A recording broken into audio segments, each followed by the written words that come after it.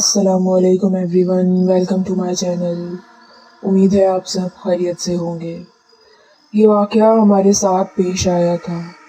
हम 3 बहनें अपनी अपनी गाड़ियों में अपनी अपनी फैमिली के साथ एक तकरीब से वापस आ रहे थे। रात के 3:30 बजे का वक्त था। खाली रोड पर गाड़ियाँ स्पीड के साथ दौड़ रही थीं। बफर जोन पर छोटी बहन अपने घर की तरफ मुड़ गई।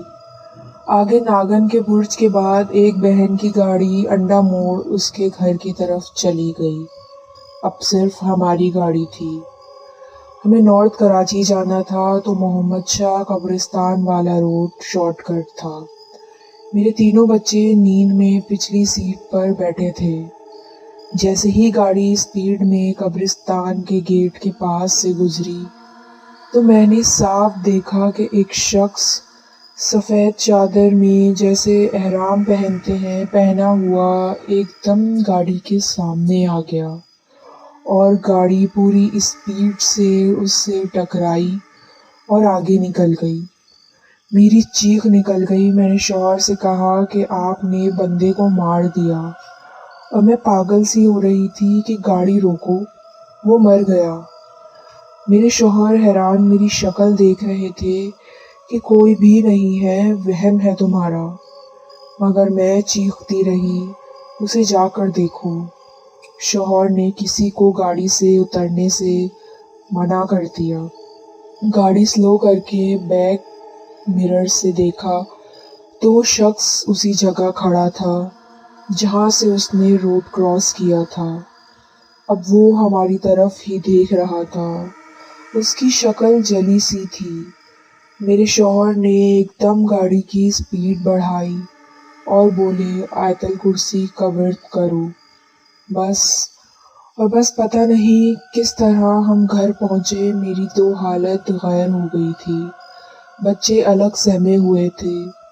मेरी फैमिली को टकराता शख्स नहीं नज़र आया, मगर बाद में वो रोड पर सबने देखा। वो दिन और आज का दिन शॉर्टकट से तौबा कर ली। वहाँ से तो अब दिन में भी गुजरते हुए खौफ आता है। पता नहीं वो क्या चीज़ थी। चलते हैं आज की दूसरी कहानी की तरफ।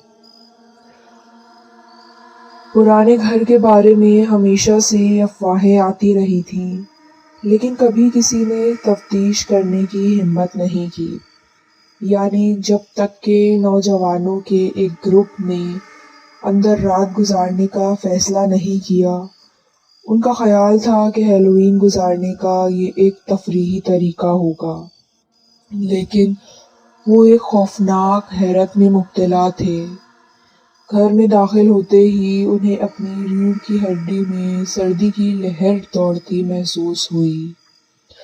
हवा एक खौफनाक खामोशी के साथ घनी थी, जो सिर्फ उनके पैरों के नीचे फर्श के पुराने तख्तों के फटने से टूटी थी। उन्होंने खाली कमरों का जायजा लिया।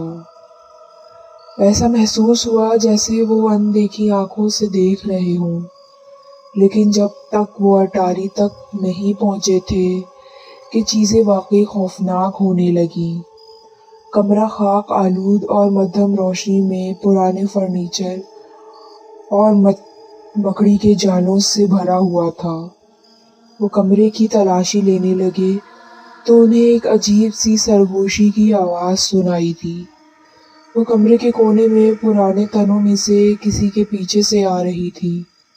नौजवानों में से एक बहादुरी से तने के करीब पहुंचा और ढक्कन उठाया। अंदर उन्हें पुरानी गुड़ियों का एक मजमुआ मिला, हर एक पिछली से ज़्यादा अजीब और खौफनाक।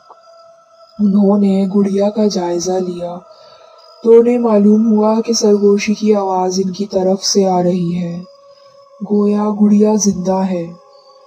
अंधेरे में एक दूसरे से सरगोशियाँ कर रही हैं। अचानक अटारी का दरवाज़ा उनके पीछे बंद हुआ और वो अंधेरे में डूब गए। सरगोशियाँ मज़ीद बुलंद हुईं और वो कमरे में गुड़िया की हंसी की गूंज सुन सकते थे। انہوں نے دروازہ کھولنے کی کوشش کی لیکن وہ تیزی سے پھنس گیا تھا۔ جیسے جیسے رات بڑھتی گئی، نو عمروں کو احساس ہوا کہ وہ گھر میں اکیلے نہیں ہیں۔ انہوں نے باہر دالان میں قدموں کی آواز سنی اور عجیب سایہ دیواروں پر منتقل ہو گیا۔ وہ ڈر کے مارے اکٹھے ہو گئے، صبح ہونے کی دعا کر رہے تھے۔ آخرکار جب سورج طلوع ہوا تو وہ گھر سے باہر نکلے اور اپنی جان بچانے کے لیے بھاگے۔